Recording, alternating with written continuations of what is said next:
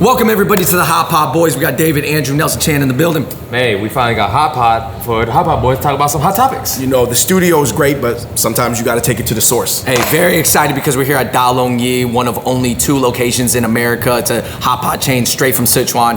One of the best hot pots in the world, guys. So today, we got 2 spicy topics for you over the spicy broth. The first one is pitting Asians from Asia versus Asian Americans on how much to care about Hollywood representation. Basically, you know, I'm not saying, you know, everybody feels one way or the other, but recently there have been some high-profile Asians born and raised in Asia saying, man, Asian Americans, wow, why do you guys even care about Hollywood? I don't care. I don't care about appropriation. I don't care about any of this stuff. You guys aren't even Asian. And based on that, I just want to say I'm so tired of seeing on TikTok that Asian Americans telling a white person or a black person or anyone in general that's not Asian to stop culture appropriating our culture. I mean, first of all, you're Americans. Like, if you go to China, if you go to Hong Kong, Japan, yeah, you look like us, but you're American. And that, of course, is causing a lot of Asian Americans to clap back and be like, hold up, why do you get to put that on me? You don't know our struggle, etc. We're talking about thousands of comments from Asian Americans on the internet going against these people. Topic number 2, we're talking about China bans. Of course, you know, it feels like we're talking about China bans last week, China bans this week. Certain headlines go more or less viral. This one happens to go really viral. It's called China bans sissy men on TV. All right, so what we got to do is we're going to talk about what that actually means and if it's actually true, and if so, how true. Yeah, no. Do you know where the other Da Long Yi location is in the US? I mean, in the other big Asian community, the 626 San Gabriel. So yeah, hey guys, by the way, we're about to get into this food before we get into those topics. Da Long Yi only exists in New York's Chinatown and San Gabriel in the 626. Which is like LA's new Chinatown, basically. Guys, very excited to cover these topics over some mala broth, but let's get into it. Let's eat.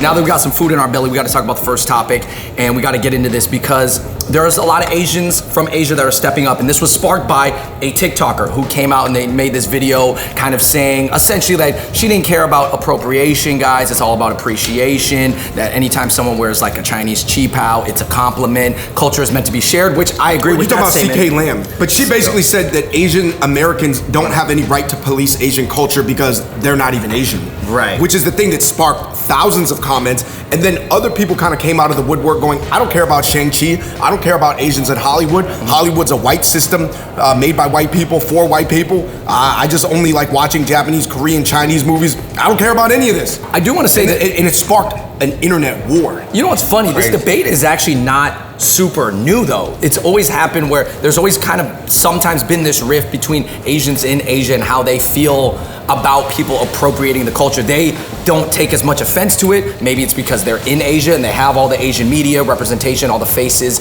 are out there, while they're just like, yeah, we have our faces out there. Why? We don't need our faces here, only if they're good. No, what is your major takeaway on this rift? Because we're talking about thousands of comments on both sides. I would say maybe more overwhelmingly on the Asian American side, but still it's a debate. I think it's fair for them to individually have those type of beliefs and thinking. You know, I'm talking about the Asians in Asia, because, you know, me living in Asia for like 2 years, I noticed that, you know, the Asians over there who tell me or who talk to me, like, they don't, it's not like they don't care about what happens in America or about Asian American culture, but, you know, they more so kind of focus on, you know, what they want to do in Asia or what is important to them in Asia, where, I mean, I guess it makes sense to them, but at least at the end of the day, I just hope that, you know, it's not, we're not asking them to support us, but you know, at least they shouldn't go against us. Yeah, I think at the end of the day, we're still all Chinese, we're still all Asian, like, you know, don't hate on each other. I think the one thing here that everybody needs to understand is that Asian representation does affect all lives, because essentially if you look Asian, whether or not you're born in Asia, you're raised there, or you're raised in America, you're born and raised here, a lot of us look similar. So on just a looks basis, it does affect everybody. And that's representation across the board. Now, I do feel it when people say, hey, culture is meant to be shared. And we've talked about these topics before about people like remaking Asian food and stuff like that. And I do think generally, if it's done out of respect and shown appreciation, and they acknowledge the history behind those foods or cultures or clothing or whatever it is, I think it is up for grabs, right? Because culture does get shared. A lot of people, even in Asia, they're using Western culture as well. So basically, are you guys saying these, I guess, Asians from Asia that are going against the Asian American woke movement, they have a valid point, or they have a valid perspective? They have a valid perspective, but one thing that a lot of them are overlooking is the struggle that a lot of Asian Americans go through. And we've all been through it, of like kind of fighting for your identity here, because you're a different looking American even though you're American. I think that they're just born into like, imagine we're like trying to navigate our way up a house to the highest level of the house, right? They're born in a completely different house than we are. Yeah. We're born in like the Western house, which happens to be run by white looking people, right? Sure. And they're born into the Asia house, and they're just navigating that. So as Asians are trying to, got stuck at the bottom of the White House for a while in terms of representation, and they're trying to work their way up, some people are saying, well, I grew up in the Asia house, I completely don't care about our struggle rising up that white ladder. Basically, right? And they're actually being very, they're just succumbing to self-centered human nature. They're not necessarily making a crazy read or a crazy wrong or immoral read, but it is a little selfish. Yeah. Because obviously we are born in the Western house. We can't jump to the Eastern house. And some people say, oh, why don't you just be like Daniel Wu or Jay Park and go over there? That opportunity is not available for all of us. Yeah. Nell, you kind of did that. You would hop back to the Asian house to go Like play if it's that easy, everyone would do it, right? Sorry, spicy. I have a chili stuff. Yeah, you got, see, this is why this is a dangerous food video to do right now. Okay. No, yeah, I mean, that's why I got to give a lot of respect, to Asia and like the culture and the people in Asia, because they gave me an opportunity to do something with my career over there in Asia, living in China and playing professionally in Macau. But that's why I have to show love to them and show love to Asian American culture in America too. But it seems That's like why- they don't necessarily feel the same way about showing love to Asian American culture. Exactly, because like they should, because a lot of FOBs or Asian people move over to America to start whatever life they want to do. Like they shouldn't hate that, because like their cousin could be like living in like America and like doing what they do. So like Yeah, I see some hypocrisy in saying that in America, because as you can see in the comments, people are like, well, this woman who's saying this is in America right now. So you're Asian in America. So of course, to be honest, you probably should care a little bit about how you're perceived. I'm not saying everybody gotta go watch the movie Shang-Chi like 3 times, or you don't even have to watch it, but I just don't think that you can tell us that we're wrong for it, because basically Asian Americans go through their own identity struggles and have to struggle growing up here, while the Asian from Asia get to come here as full adults with their full identity already, and then just be like, oh, well, you guys are confused. I would say this. I think that they're valid in sharing their perspective. I don't think they should be silenced. They're getting like 3,000 comments against them right now. Maybe I wouldn't be one of those people like leaving them hateful DMs. I wouldn't bash them. I wouldn't bash them, but literally they're being super self-centered because they're completely unconcerned with this house that they're viewing. Because they're not necessarily like, nobody's basically caring about anything that doesn't impact their own life.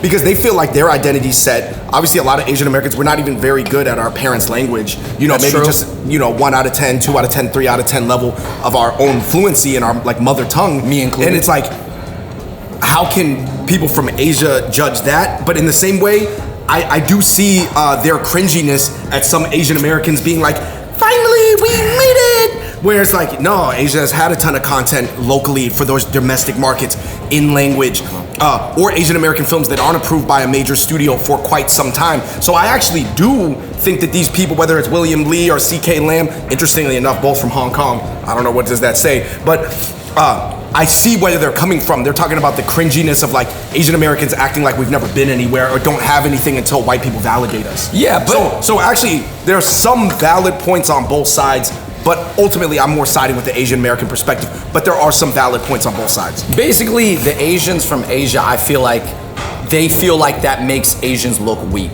and they don't want to. But my thing is, if you move to America, you want to understand American culture, right?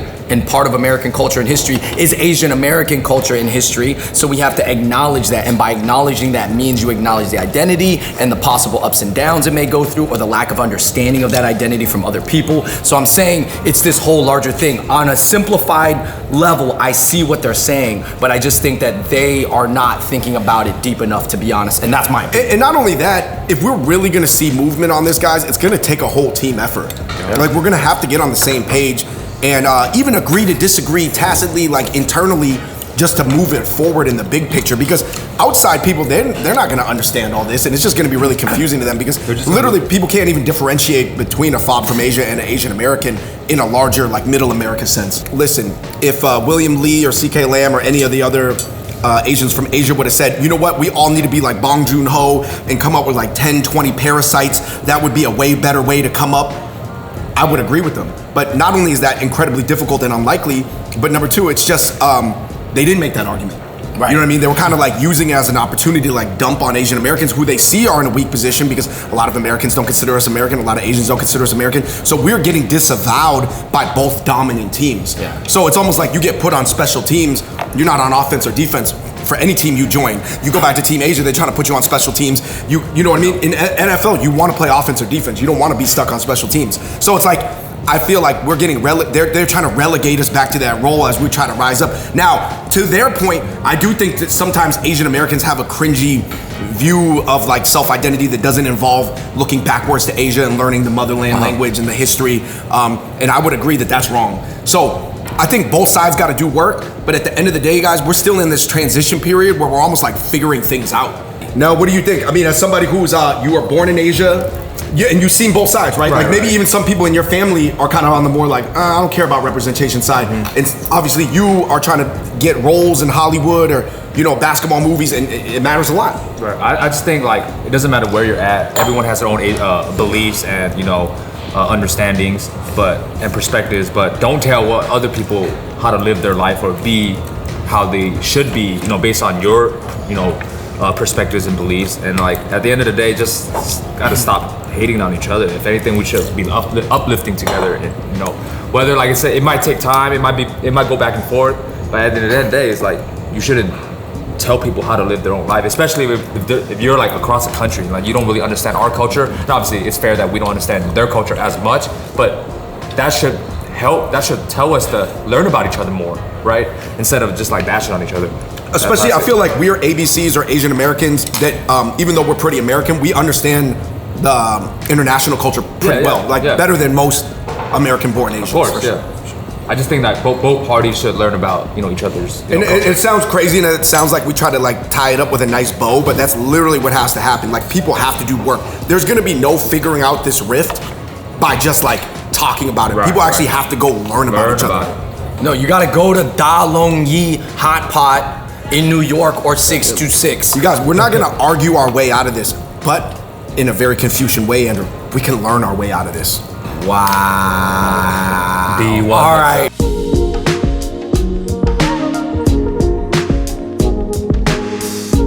All right, hey guys, is this shrimp cooked? Yeah. Is it pretty firm? The shrimp paste is, the shrimp paste and the clams. The clams were like a 10 out of 10. No shrimp cap. paste. All right, guys, moving on to our second topic as we finish up the hot pot. We have to talk about the headline that's going crazy: China bans sissy men. Now, that's the headline. It's going viral, of course, for a number of reasons. It's causing a lot of controversy let's and just a say lot this. of conversation.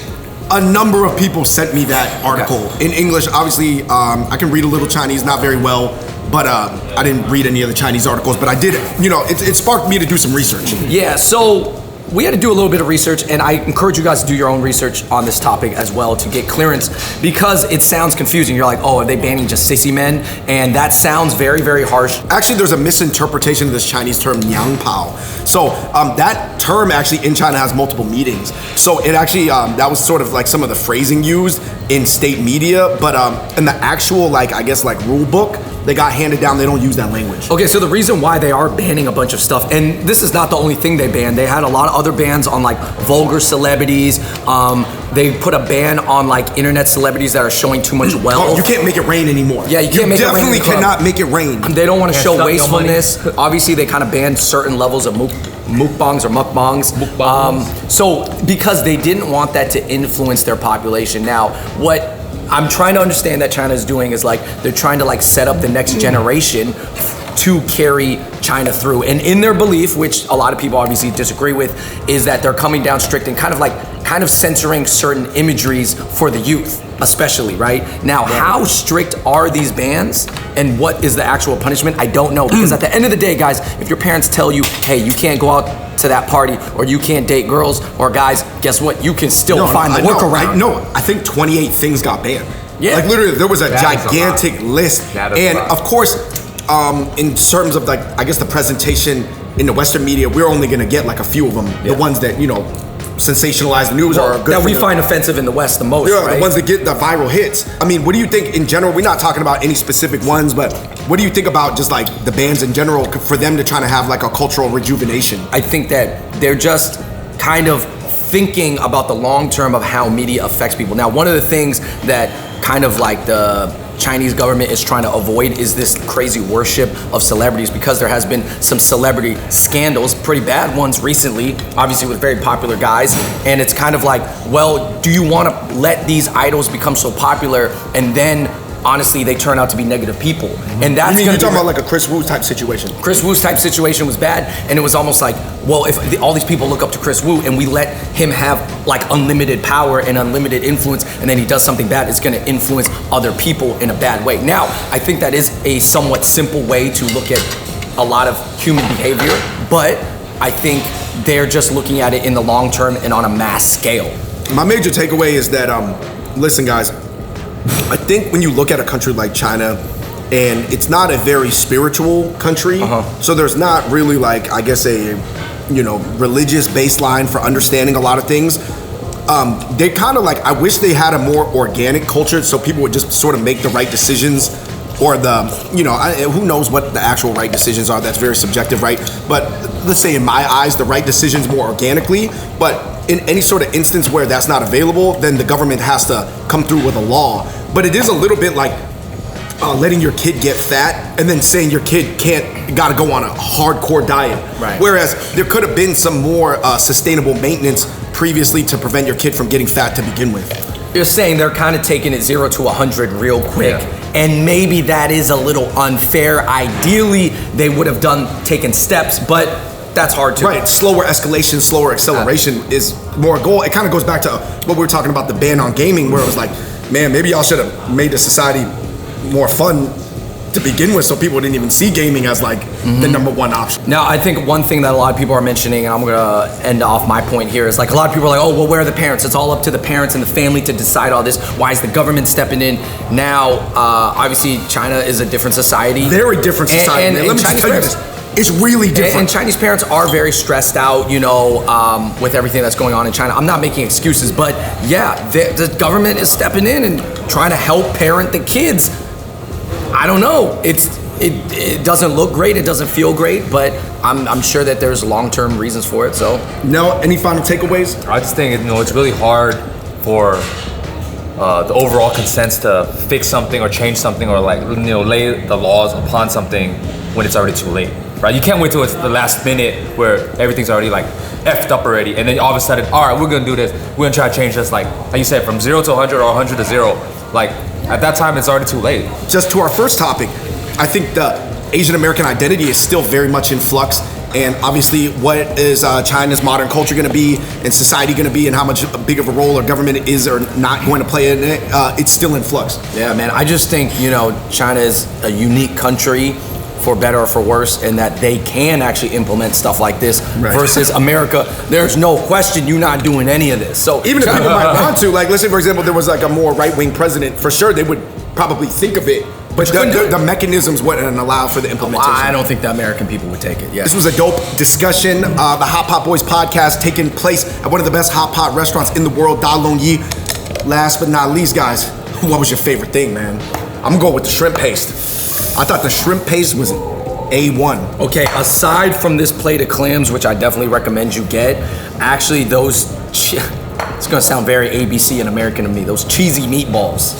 They come up, they made their own cheese-filled meatballs that you bought. They were cheese meatballs? Yeah, there was. There's still one right there. There's cheese in there. There's cheese inside, bro. Okay. Oh. What's your favorite? I mean, yeah. I had some of the beef, man. It's just like so tender, so soft. And yeah. I will say the fact is, Andrew, they ship in a lot of their ingredients from Sichuan, from Chengdu. That's when you know Chengdu, authentic. Sichuan. That's how you know, man. Da Lung Yi, only 2 in America. Like we said, one is in San Gabriel, where we used to live, and the other one is Chinatown, New York, where we live now. All right, everybody, thank you so much for watching that episode. Make sure you hit that like button, click subscribe. Let us know if you want more of these episodes.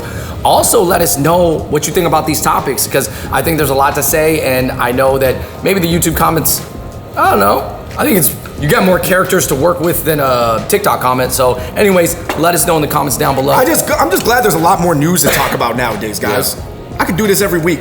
Hey. Easy. Oh, Easy. I would eat at Da Lung Yi every day for sure. All right, you guys, thank you so much for watching that episode of the Hot Pot Boys. Make sure you follow Nelson Chan on Instagram, social media. You're going back to LA. And till next time, we out.